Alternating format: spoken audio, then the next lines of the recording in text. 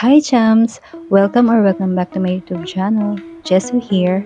So for today's video, mag-unboxing tayo at i-review na rin natin ang Color Drop Jelly Tint ng Vice Cosmetics.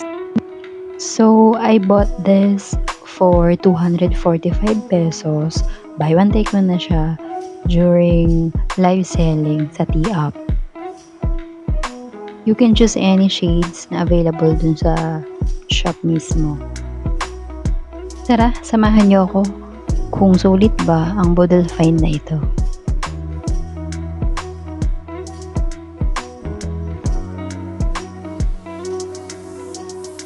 Talaga namang well package. At sealed na sealed pa talaga siya.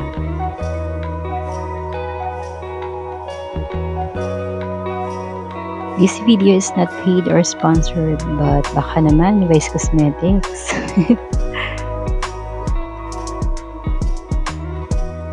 Here is the swatch test. Bali itong two shades, Lolly Pink and Strawberry Twist ang napili kong shades for me. So let's try it on sa ating lips.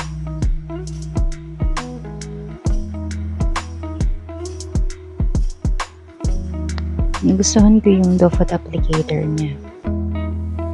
So, lagay lang tayo ng konti para ma-achieve natin ang gradient effect. A little goes a long way sa product na to. Pigmented naman siya. Lakas na maka-flash ng color sa lips.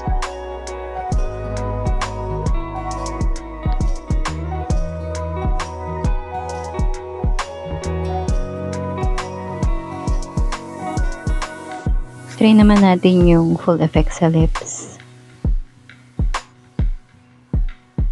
Nagustuhan ko yung jelly tint ngayon ni Vice Cosmetics kasi jelly base na siya, hindi na water base. So, madali lang siyang i-apply sa lips natin.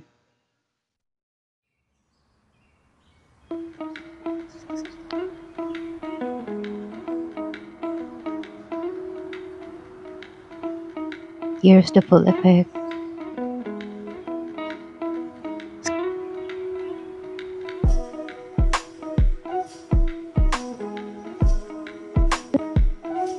Jelly base but hindi siya sticky ang kanyang formula.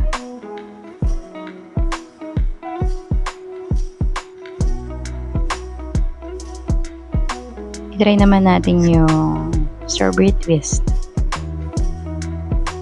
So, same lang din.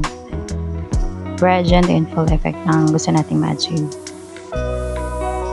If you are lip tint girl like me na gusto lang i-fresh-freshan lang ang look pag may mga errands man kayo. So, napaka-perfect ng lip tint na to. And sa price niya, worth 245 na buy one take one. Masasabi kong sulit naman yung Bodle Finds natin sa T-Up. Lalo na if you're on a budget.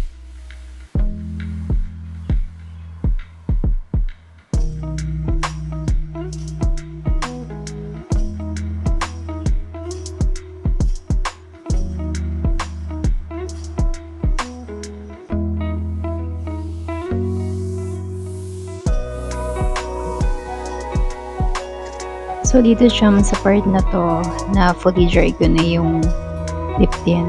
So, try natin i-wear test using this sprayed bottle water. So, water lang talaga yung walang halong. So, try natin kung mabilis bang matanggal yung products sa ating lips once na syempre hindi naman maiwasan na kakain tayo, lalo na kung lalabas tayo somewhere, iinom, magpapunas ng tissue. Ayan, so hindi siya transfer proof.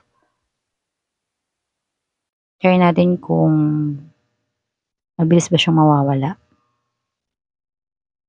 Meron pa rin namang remaining product sa lips natin.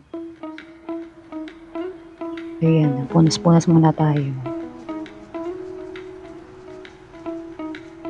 meron pa namang natirang products.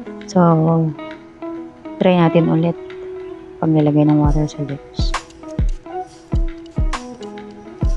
Sa na-experience ko naman dito, yes, hindi siya, yung longevity niya hindi ganun tatagal talaga. But, kung gusto niyo talaga na ma-retain yung color niya, ang sekreto lang ay yung pag-re-apply ng product sa lips natin once halimbawa tapos na tayong kumain, uminom, para achieve pa rin yung color na gusto natin.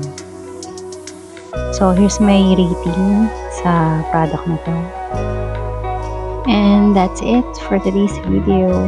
If you really enjoy watching, don't forget to like and subscribe, and see you again sa next video natin. Thank you for watching, chums. Bye!